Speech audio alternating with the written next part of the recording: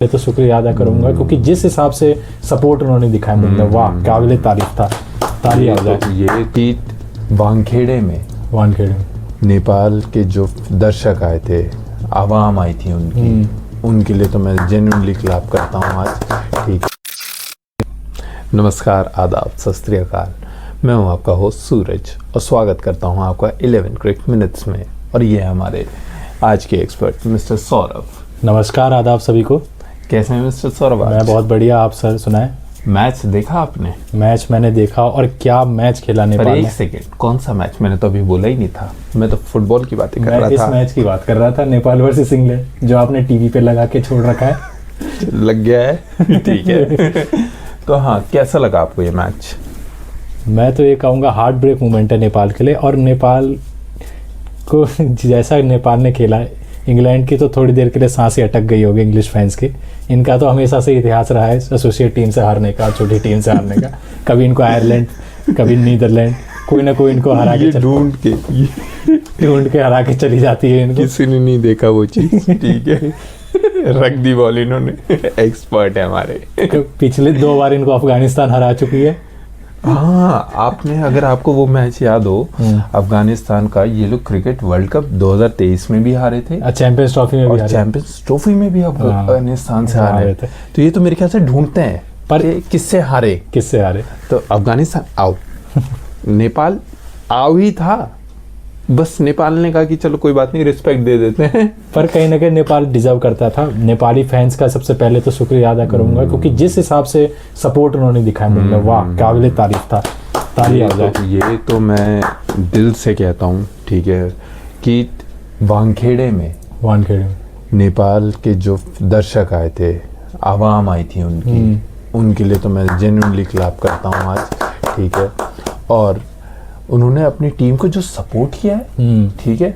और यहीं से मैं आज का टॉपिक शुरू करना चाहूँगा कि क्या नेपाल और क्रिकेट डिजर्व नहीं करता है? क्योंकि मेरे हिसाब से करता है। अगर उनको और एक्सपोजर मिलेगा तो वो एक बेहतरीन टीम बन सकता है। वो बस 4 रन से हारे हैं और ये इनके मैच इनके हाथ में ही था। जिस हिसाब से नेपाल की क्रिकेट ग्रो करी है 2008-9 के टाइम पे, तो ये कोई टीम ही नहीं हुआ करती थी। मतलब डिवीजन 5 में थे ये लोग।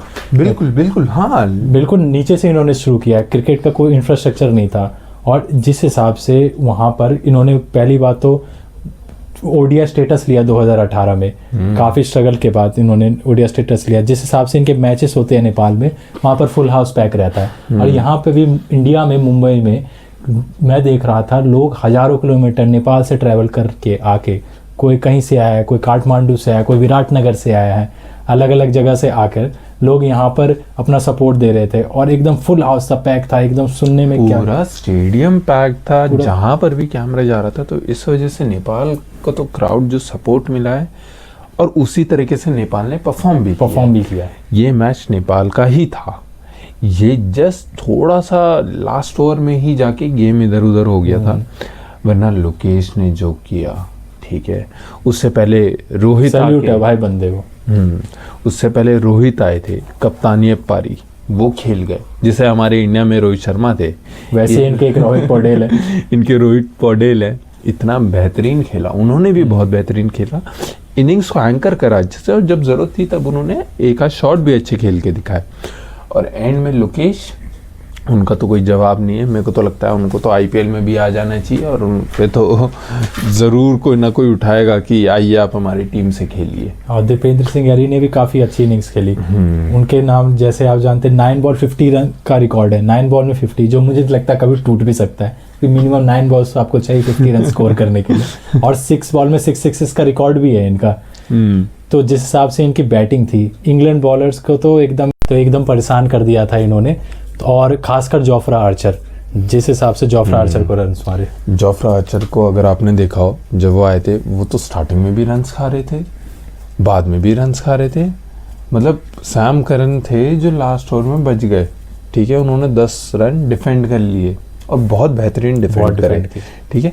लेकिन आर्चर को मुझे समझ में नहीं आया कि उन्होंने क्या किया। मतलब वो बॉलिंग उनसे नहीं हो रही थी, क्या हो रहा था, या बैट्समैन उनको, मतलब जो उनको हिट्स पड़ी थी, अगर आपने उनका देखा होगा लास्ट ओवर, उनको हिट्स पड़ रहे थे, ठीक है। ये इनका टीम में सिलेक्शन, टीम में जगह बन रहा है नहीं बन रहा है, क्या है ये आर्चर? वैसे तो एशेज में आके, एशेज नहीं सॉरी, अभी जो तेंदुलकर एंडरसन ट्रॉफी हुई थी लास्ट ईयर ही जस्ट, उसमें उन्होंने परफॉर्म किया था नो डाउट। हाँ। पर T20 में क्या हो गया उनको? और देखे जैसे जिस हिसाब से पिचेस भी थी, सबसे पहले तो जब पहला ओवर उन्होंने डाला था 144 142 के आसपास उन्होंने बॉलिंग भी करी थी, पर उन्होंने पिच को भागते हुए स्लोअर बॉल्स डालना शुरू कर दिया था। पर आर्चर का मैंने एक चीज़ नोटिस किया है कि जब भी वो स्लोअर बॉल्स पे जाते हैं वो काफ़ी प्रिडिक्टेबल हो जाते हैं। अच्छा। हाँ, उनके जो कटर्स हैं वो काफ़ी स्लो रहते, और जिस हिसाब से स्टीव स्मिथ ने इनकी बजाई थी वो तो कोई नहीं भूल सकता। स्टीव स्मिथ ने वही तो कहा था, यू ओनली बोल fast, you don't have any variation, basically वो ये बोलना चाह रहे थे कि तुम सिर्फ तेज ही डालोगे और तुम्हारा कुछ नहीं है। यू ओनली बोल fast when nothing is going on. और क्या बजाया था स्टीव स्मिथ ने। स्टीव स्मिथ तो वन ऑफ द ग्रेटेस्ट हैं। वो तो टेस्ट हो चाहे वनडे हो, इवन T20 में उन्होंने अभी बिग बैश में भी 100 मारा था, और बिग बैश में भी जो उन्होंने बैटिंग करी है, बाबर आजम को जो सिंगल मना किया था, उसके बाद जो उन्होंने एक ओवर में 34 रन मारे थे अगले ओवर। मैं ये बोलना नहीं चाह रहा था लेकिन अब जब आपके मुंह से निकल ही गया तो काफी लोग ये बोलने लग गए थे कि बताइए बाबर आजम को उन्होंने ऐसा बोल दिया। अरे बाबर आजम और स्टीव स्मिथ में बहुत ज्यादा फर्क है। स्टीव स्मिथ हैं वो थोड़े ऊपर के प्लेयर हैं वो। अगर आपने स्टीव स्मिथ का स्टाइल वैसे बहुत डिफरेंट है। रही बात, हम थोड़ा टॉपिक से भटक रहे हैं। हाँ, तो मैं चाहूंगा कि वापस हम टॉपिक में आए, और आपको क्या लग रहा है इस बार नेपाल का क्या होगा?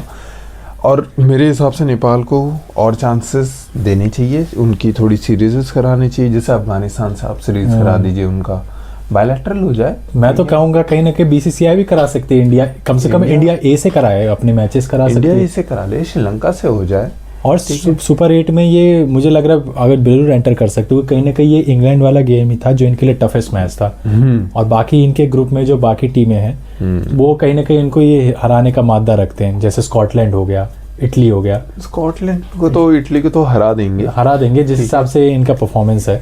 जब इंग्लैंड को ये लोग इतने पास आ सकते हैं, ठीक है, और पास क्या आ सकते हैं, मेरे को तो लग रहा था नेपाल ही जीत रहा है, नेपाल ही जीतना था।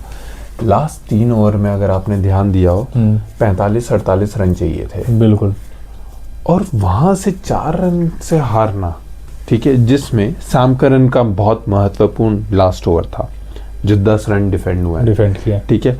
वरना इंग्लैंड की मतलब बॉलर्स इस बार तो नहीं टिक रहे थे नेपाल के आगे। लेकिन हाँ, थोड़ा इंग्लैंड के बल्लेबाजों के बारे में देख लेते हैं।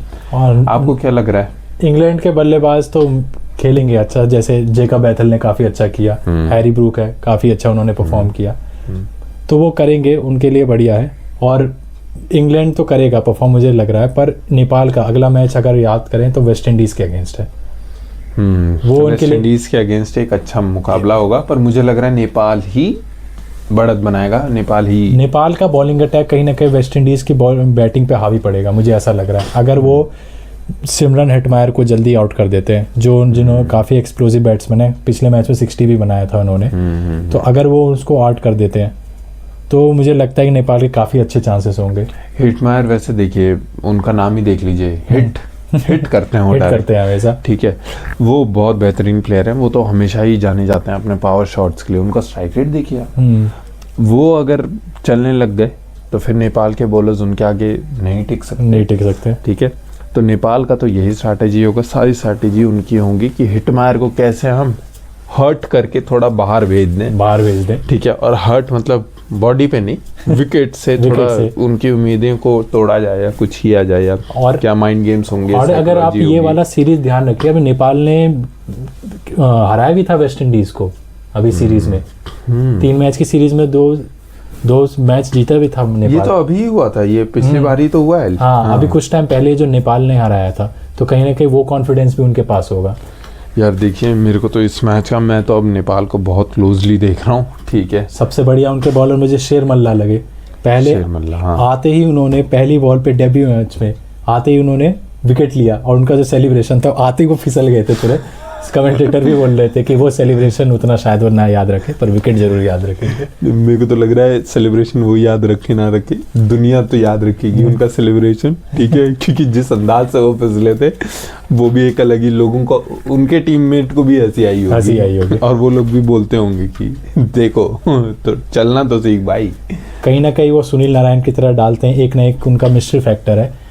उनके वेरिएशंस काफ़ी अच्छे हैं और मुझे लग रहा है काफ़ी डेंजरस होंगे वेस्ट इंडीज़ के बैटिंग के अगेंस्ट।